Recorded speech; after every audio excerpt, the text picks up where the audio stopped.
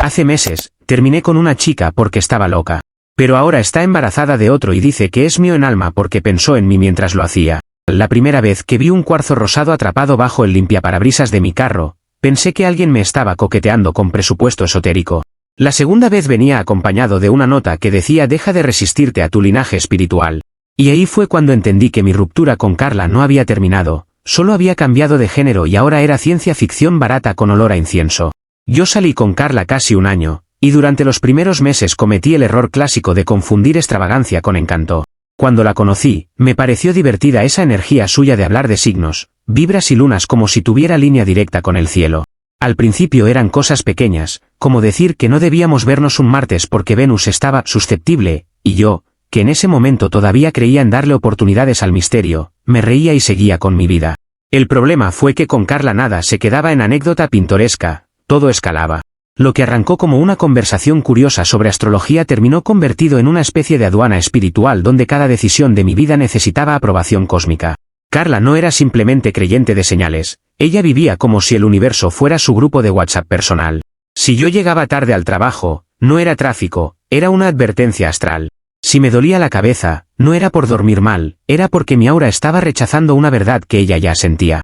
Hubo una semana entera en la que me prohibió comer pan porque, según ella, Mercurio retrógrado volvía al gluten de emocionalmente agresivo. Yo quisiera estar exagerando, pero llegué al punto de esconder galletas en la guantera como si fueran contrabando. Nunca imaginé que un hombre adulto pudiera sentirse perseguido por los planetas mientras comía una empanada a escondidas. Lo peor no era la rareza, sino el cansancio que daba discutir con alguien que convertía cualquier objeción en prueba de que el universo le estaba dando la razón. Si yo decía que algo no tenía sentido, Carla sonreía con esa paciencia irritante de gurú de gimnasio y me soltaba que la lógica lineal era mi bloqueo masculino. Si yo intentaba aterrizar la conversación, ella me respondía con palabras como frecuencia, portal, energía receptiva y contrato de almas, todas dichas con la seguridad de quien está explicando una factura de luz. Yo aguanté más de lo que debía porque, fuera de sus momentos de chamana administrativa, había ratos en que parecía una persona normal. Además, me daba una mezcla rarísima de pena y vergüenza aceptar que mi relación se estaba hundiendo porque una mujer creía que Saturno opinaba sobre mi hora de almuerzo. La ruptura llegó cuando ya no me quedaban ni fuerzas ni paciencia para seguir auditado por el zodiaco. Un día, Carla se molestó porque llegué 15 minutos más tarde de lo habitual y aseguró que mi desajuste horario era la manifestación física de que yo estaba rechazando nuestro destino. No preguntó si había tráfico, no preguntó si me había pasado algo, directamente me habló como si yo fuera un empleado mediocre de una secta mal organizada. Ahí algo en mí se rindió. Le dije que no podía seguir viviendo en una relación donde hasta mis tostadas parecían depender de una conspiración planetaria, recogí mis cosas emocionales, por decirlo así, y me fui. No fue una escena épica, fue más bien el suspiro largo de un hombre que ya quería volver a comer pan sin pedirle permiso a Júpiter.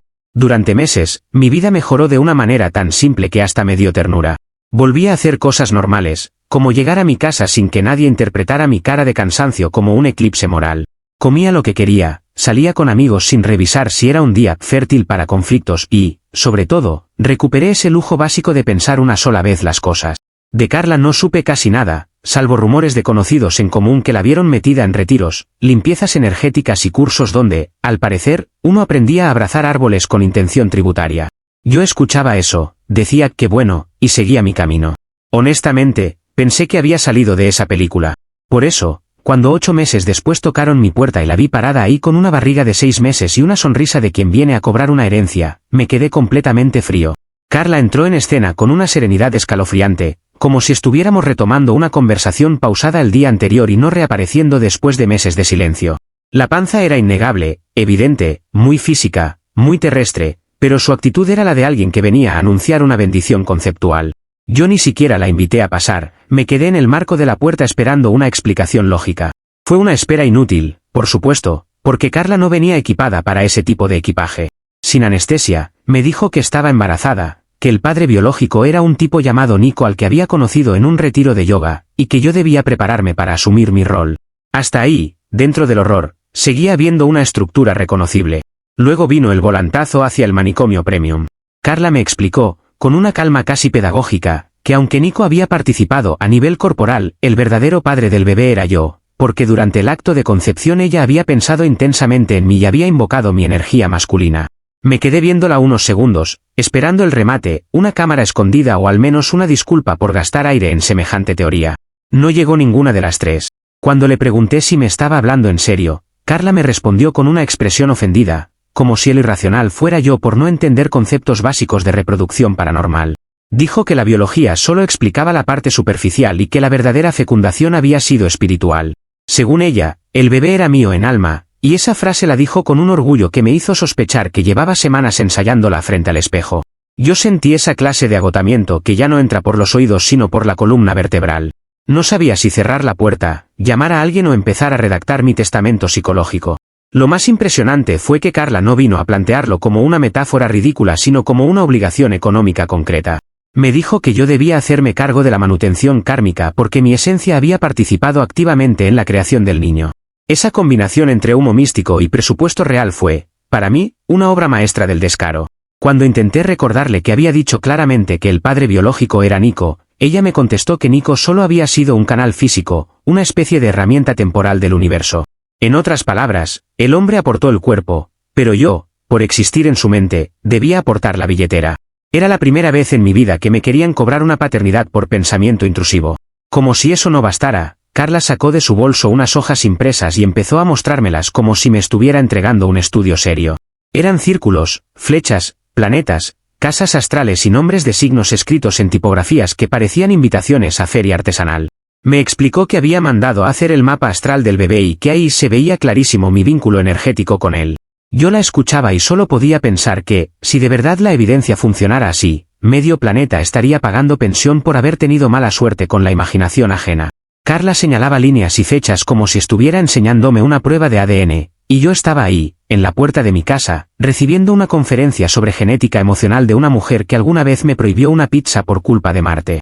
Decidí terminar la conversación de la única forma razonable que me quedaba, cerrando todas las puertas posibles. La bloqueé del teléfono, de redes sociales, del correo y de cualquier plataforma donde pudiera reaparecer con un horóscopo judicial. Pensé que eso bastaría para devolverme algo de paz, pero Carla tomó el bloqueo como una fase de mi resistencia energética y empezó a manifestarse en el mundo físico como una factura paranormal. Primero fueron mensajes por números desconocidos. Luego notas dejadas en la recepción del edificio. Después empezaron a aparecer cristales de cuarzo en mi parabrisas, colocados con una solemnidad que me hizo sospechar que para ella eso equivalía a una citación formal del universo. Cada cuarzo venía con una intención distinta.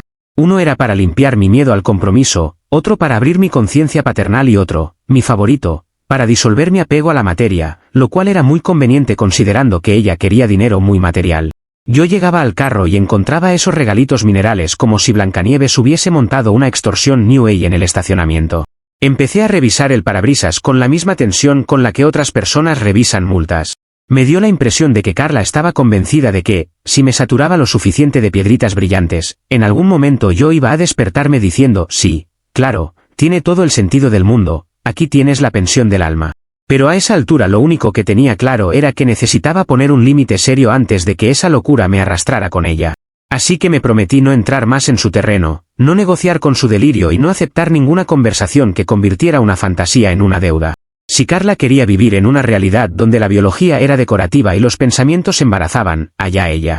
Yo bastante tenía con sobrevivir a la versión normal del mundo, que ya venía complicada sin ayuda de constelaciones demandantes. Mi plan era simple, no responder, documentar cualquier cosa rara y proteger a mi familia de ese huracán perfumado con sándalo. En teoría era una estrategia sensata. En la práctica, no tardé en descubrir que Carla no pensaba pelear solo conmigo, también estaba dispuesta a reclutar a mi árbol genealógico al servicio de su telenovela cósmica. Comentarios de la historia principal. Usuario Anónimo 1 dice, si eso funcionara, yo sería padre de media industria del cine, porque pensar tonterías no embaraza a nadie. Lo más ofensivo no es la teoría, es que haya intentado defenderla con un mapa astral como si fuera un ADN con lentejuelas. De verdad esa mujer convirtió la ovulación en fanfic. Respuesta de la OP, te juro que me mostró el mapa astral del bebé con la seriedad de un perito forense. Señalaba círculos y planetas como si en cualquier momento fuera a aparecer mi apellido entre Marte y ascendente en Capricornio. Mi problema ya no era solo la falta de lógica, era que ella estaba decepcionada de que yo no aceptara ese PowerPoint satánico como evidencia. Usuario Anónimo 2 dice, yo le habría dicho que sí, que soy el padre de alma, pero que mi alma está en bancarrota y solo puede mandar bendiciones etéreas, 2 rezos y una transferencia vibracional de $0. Si ella quiere jugar a lo místico, que no se ofenda cuando le contesten en idioma chamánico. Hay gente que solo entiende cuando le devuelves su propio humo en la cara. Respuesta de la OP, no te voy a mentir, leí eso y sentí que el universo, por primera vez, servía para algo. Hasta ese momento yo había intentado responder como un adulto funcional, pero claramente estaba usando herramientas equivocadas para una pelea equivocada. Ahí decidí que, si Carla quería magia, yo podía convertirme en el hechicero administrativo más insufrible de su sistema. Actualización 2. Otro mes después del episodio de mi madre espiritualmente ascendida a abuela, yo ya había desarrollado la costumbre de abrir cualquier mensaje de Carla como quien manipula material tóxico. Había sobrevivido al correo místico, al cuarzo extorsivo y al intento de amarre mal direccionado, así que, ingenuamente, pensé que el universo por fin se había aburrido de usarme como punching bag esotérico. Me equivoqué. Carla no se calmó, solo cambió de problema. Y, como siempre, decidió que el nuevo problema también era mío por designio cósmico, presupuestario, y según su conveniencia del día, emocional. El origen del nuevo desastre fue Nico, el padre biológico, ese hombre al que Carla llevaba semanas reduciendo a envase físico con la misma naturalidad con la que otros dicen repartidor o electricista. Por lo que me enteré, Nico había aguantado bastante más de lo que yo habría aguantado en su lugar. Al principio, según me contó la propia Carla en una cadena de audios larguísima, él intentó cooperar, mandar dinero y mantenerse presente dentro de lo que podía. Pero parece que llegó un punto en que se cansó de escuchar que el bebé no era realmente suyo, que solo había sido usado por el cosmos como una especie de recipiente con piernas, y dejó de pasarle dinero. No lo culpo. A mí me dicen envase físico una sola vez y desaparezco en dirección opuesta como personaje secundario de serie policial. La crisis económica de Carla empezó, curiosamente, justo cuando se le acabó la poesía. Mientras hablaba de almas y conexiones trascendentales, todo sonaba muy elevado. Pero apenas faltó plata para cosas reales, como consultas, muebles y caprichos premamá. El misticismo aterrizó de golpe como paloma contra parabrisas. Me escribió diciendo que el bebé sentía una afinidad vibracional con mi estabilidad financiera, frase que me hizo releer el mensaje 3 veces por puro morbo clínico. Luego fue más directa y me exigió pagar la cuna porque, según ella, el alma del niño se sentía más cómoda con mi presupuesto. Ahí entendí que sus teorías espirituales tenían una relación sospechosamente estrecha con mi cuenta bancaria.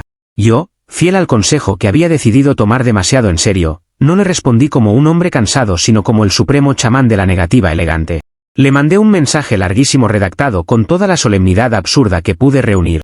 Le expliqué que había consultado mis cartas del tarot, que imprimí de internet en una papelería de barrio, y que todas apuntaban a una revelación importantísima. El bebé era la reencarnación de un antiguo cobrador de deudas, por lo cual venía al mundo con desapego a los lujos. Añadí que una cuna de diseñador interferiría con su misión kármica y lo desviaría de su aprendizaje cósmico. Mientras escribía eso me sentí ridículo, sí, pero también extrañamente en paz. Era como pelear con un dragón usando su propio fuego, solo que el dragón compraba incienso por catálogo. La reacción de Carla fue gloriosa, y al mismo tiempo, perfectamente predecible. Me llamó manipulador, blasfemo energético y saboteador de señales. Dijo que yo estaba tergiversando las herramientas del universo para no responsabilizarme de mi hijo del alma. Lo interesante fue verla indignarse precisamente porque yo estaba haciendo lo mismo que ella llevaba meses haciéndome a mí, inventar una explicación invisible, imposible de discutir y mágicamente alineada con mis intereses. Carla gritaba por teléfono que yo estaba deformando las señales para no comprar la cuna. Yo la escuchaba y pensaba que su fe en lo intangible terminaba justo donde empezaba la tienda de bebés premium. Lo mejor de todo fue que, en uno de sus ataques de honestidad involuntaria, soltó que la comida del bebé no se pagaba con vibraciones. Lo dijo con furia, como si hubiera descubierto una traición filosófica imperdonable. Y yo me quedé en silencio unos segundos, no por nobleza, sino porque necesitaba procesar la belleza de esa contradicción en tiempo real. La misma mujer que me había querido cobrar manutención kármica ahora estaba furiosa porque mis respuestas etéreas no podían convertirse en efectivo. Era el equivalente verbal de ver a alguien resbalar con la misma cáscara de plátano que tiró al piso 5 minutos antes. No hice el comentario en voz alta porque todavía conservo cierto instinto de supervivencia, pero por dentro aplaudí. Después vino el siguiente acto de su opereta judicial del incienso. Carla me mandó una ubicación y un texto exigiendo que la recogiera para ir a comprar la cuna que el bebé ya había elegido energéticamente. Yo no contesté. A esa altura, además, había un detalle importante que ella ignoraba por completo: yo llevaba meses sin carro. Entre gastos, prioridades y simple practicidad, venía moviéndome en transporte público sin drama alguno. Carla, sin embargo, seguía aferrada a la idea de que yo vivía exactamente igual que cuando éramos pareja, quizá porque en su cabeza el tiempo solo avanzaba cuando le convenía a su narrativa. Así que armó un plan basado en una realidad que ya no existía. Más tarde me enteré de ese plan porque me llamaron riéndose dos conocidos que la vieron ejecutar su performance en plena calle. Carla había ido a buscar mi supuesto carro para encadenarse a él y obligarme, mediante chantaje escénico, a llevarla de compras. El problema era que el carro no estaba, porque el carro ya no era parte de mi vida, y ella, en su desesperación, decidió improvisar. Vio estacionado un autobús en una parada cercana, asumió quién sabe qué correlación mística entre vehículo grande y mi energía en tránsito, y empezó a gritar que todo era parte de una conspiración de mi alma para abandonarla. Yo no estaba allí, pero las descripciones coincidían tanto que pude verla mentalmente con una claridad aterradora. Según me contaron, Carla se plantó frente a la puerta del bus exigiendo respuestas cósmicas al conductor, como si el pobre señor fuera secretario personal de mis decisiones metafísicas. Le gritó que la estaban separando a propósito del destino del niño. Dijo que el universo estaba siendo manipulado por mi miedo al compromiso. Incluso soltó algo sobre frecuencias saboteadas y rutas intervenidas por energías masculinas evasivas. El conductor, que seguramente solo quería terminar su turno sin discutir sobre paternidades astrales con una embarazada furiosa, la miró con una mezcla de cansancio y terror cívico. Y entonces sucedió mi parte favorita. El hombre, con una paz que yo jamás tendré, simplemente le cerró la puerta en la cara mientras decía paz y amor. Me juran que lo dijo así, como si estuviera despachando una maldición suave o bendiciendo un caos que no quería tocar ni con un palo. Carla se quedó afuera golpeando el vidrio y reclamando que la estaban silenciando por decir la verdad del alma. El autobús arrancó. Ella quedó en la acera, encadenada emocionalmente a una teoría que ya ni el transporte urbano le validaba. A veces la vida tiene una precisión humorística que roza el arte. Yo recibí toda esa información entre audios, mensajes reenviados y llamadas de gente que ya no sabía si preocuparse o comprar palomitas. En cualquier otro contexto me habría sentido mal por estar convirtiendo mi desgracia en entretenimiento grupal. Pero había un límite. Carla llevaba tanto tiempo intentando convertir mi existencia en una cuota mística que empecé a ver cada uno de sus fracasos como señales reales, pero no celestiales, señales de que su propio delirio estaba empezando a morderle los tobillos. El problema era que, aunque cada tropiezo suyo me daba un poco de aire, también la volvía más errática. Y yo conocía ese patrón: cuando Carla sentía que perdía control, redoblaba la apuesta. Así que hice lo único razonable que podía hacer a esa altura del espectáculo. Guardé capturas, archivé correos y empecé a tomar en serio la posibilidad de necesitar pruebas de todo, no porque temiera que su teoría funcionara, sino porque la gente enredada en sus propias ficciones suele volverse muy peligrosa cuando la realidad les dice que no. Ya no estaba jugando solo a devolverles su mismo idioma, estaba tratando de mantener una distancia segura de una persona que confundía deseo con destino y presupuesto con espiritualidad. Lo que yo no sabía todavía era que el mayor golpe no me lo iba a dar a mí. Se lo iba a dar, con precisión quirúrgica, la cara de un recién nacido. Comentarios de la actualización 2. Usuario anónimo 1 dice: pobre Nico, lo usaron como módem humano para una señal que encima ni era suya. Ese hombre puso el cuerpo, la genética, seguramente la paciencia, y aún así ella lo redujo a accesorio del universo. De verdad hay gente que romantiza la irresponsabilidad con palabras bonitas. Respuesta de la OP: Nico me da hasta ternura y ni lo conozco bien. Yo, en su lugar, ya habría huido al Tíbet, a Marte o al fondo del mar con tal de no escuchar otra vez la frase en base físico. Si ese hombre no se volvió monje todavía, es porque tiene más aguante que todos nosotros juntos. Usuario anónimo 2 dice: necesito saber qué hizo el conductor del bus cuando Carla le gritó que era parte de la conspiración de tu alma. Por favor dime que no intentó debatirle, porque eso ya sería meterse voluntariamente al pantano. Hay profesiones muy duras, pero chofer y exorcista improvisado no debería venir en el mismo sueldo. Respuesta de la OP: no debatió nada, y honestamente lo respeto por eso. Me contaron que solo le cerró la puerta en la cara y dijo paz y amor antes de arrancar, como si estuviera bendiciendo una posesión ajena. Fue, sin exagerar, una de las escenas más puras de comedia involuntaria que me ha regalado esta historia. Actualización 3. Una semana después del nacimiento del bebé, la realidad entró a esta historia como un ladrillo por la ventana. Después de meses de teorías, audios, cuarzos, mapas astrales, reproches, amarres fallidos y presupuestos espirituales, por fin apareció algo imposible de reinterpretar sin hacer acrobacia olímpica del delirio. Nació el niño. Y desde el primer momento, según me fueron contando y según luego confirmé de lejos, el parecido con Nico era tan brutal que parecía una broma escrita por un guionista cruel con demasiado tiempo libre. Ahí fue cuando entendí que a veces la justicia poética no llega vestida de toga, llega con cabello rizado y una oreja idéntica. Yo no estuve en el parto, evidentemente, ni pensaba convertirme en extra de esa producción. Pero la noticia me llegó rápido, primero por un mensaje de un conocido en común y luego por una foto que, sinceramente, parecía la portada del capítulo final. El niño tenía piel morena, cabello rizado y para rematar, una marca de nacimiento en la oreja igualita a la de Nico. No era cierto aire. No era un gesto parecido. No era esa clase de parecido diplomático que uno usa para no pelear en reuniones familiares. Era el vivo retrato del hombre al que Carla había tratado como envase descartable del cosmos. Lo que siguió, lejos de ser un aterrizaje en la realidad, fue Carla doblando la apuesta con una fe que ya no parecía ni espiritual ni romántica, sino directamente kamikaze. En lugar de mirar al niño y rendirse ante la evidencia con un mínimo de dignidad, empezó a decir que el bebé había cambiado de forma en el canal de parto. Así, tal cual. Según ella, el niño había adoptado los rasgos de Nico en el último momento como una prueba cósmica dirigida a mí, a ella o a la humanidad completa. No lo tengo claro porque ni ella parecía mantener fija la teoría durante más de 20 minutos. Lo grave ya no era solo la ridiculez del argumento, sino que se lo estaba diciendo a enfermeras reales en un hospital real, con papeles reales circulando alrededor. Por lo que me contaron, las enfermeras intentaron conservar esa neutralidad profesional que la gente del área médica debe desarrollar para no salir corriendo en su primer turno. Carla insistía en que no había contradicción entre la genética visible y la paternidad del alma. Hablaba de formas temporales, pruebas del universo y misiones de desapego como si estuviera dando una conferencia TEDx para fantasmas. Una de las enfermeras, según me dijeron, simplemente asentía con la cara de quien ya decidió contar esa historia en todas las cenas familiares de aquí hasta jubilación. Y yo, mientras escuchaba esto, sentí por primera vez no solo cansancio, sino una punzada genuina de alarma. Ya no era una ex insoportable molestando a distancia.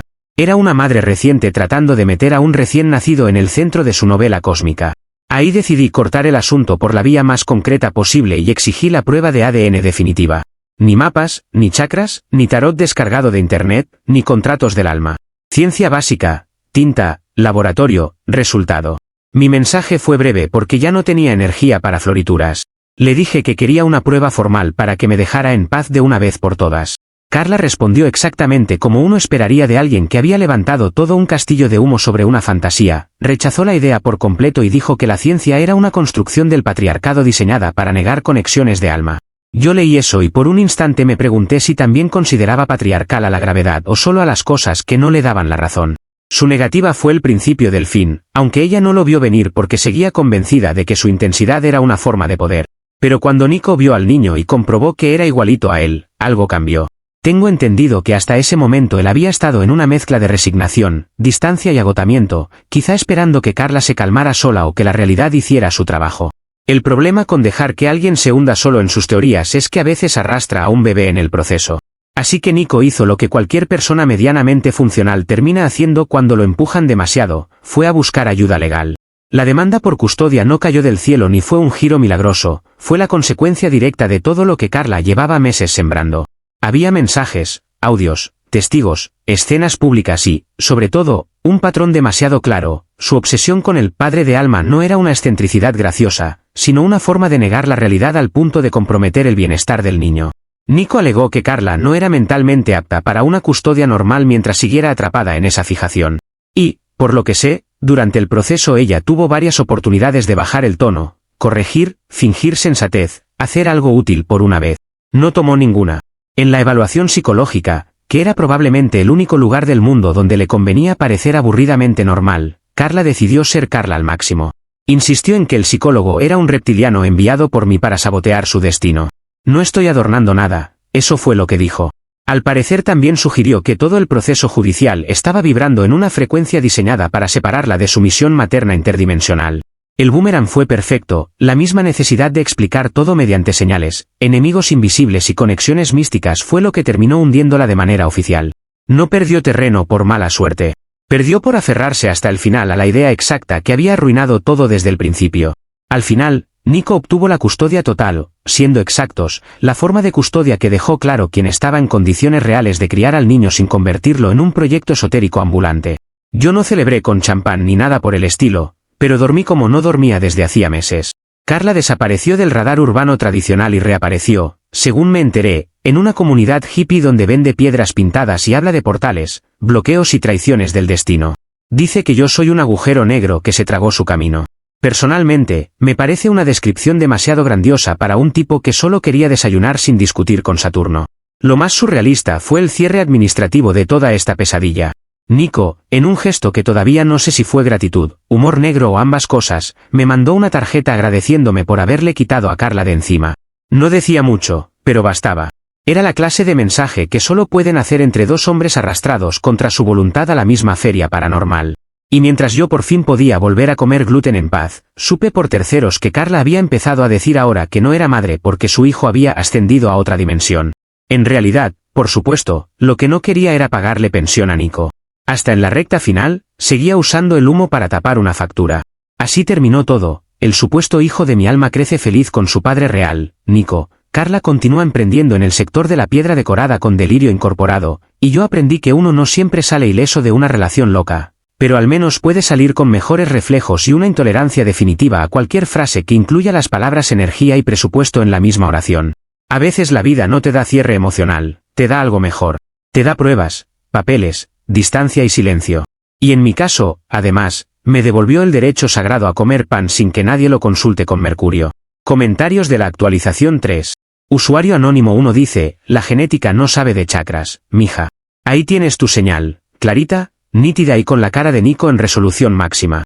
El universo le mandó el mensaje en modo retrato y aún así quiso discutir con la oreja del niño.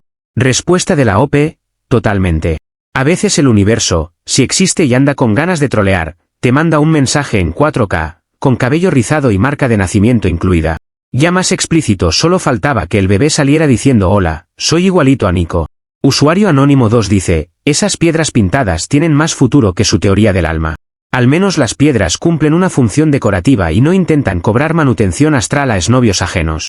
Espero que les esté yendo bien en ventas, porque dignidad no creo que esté ofreciendo.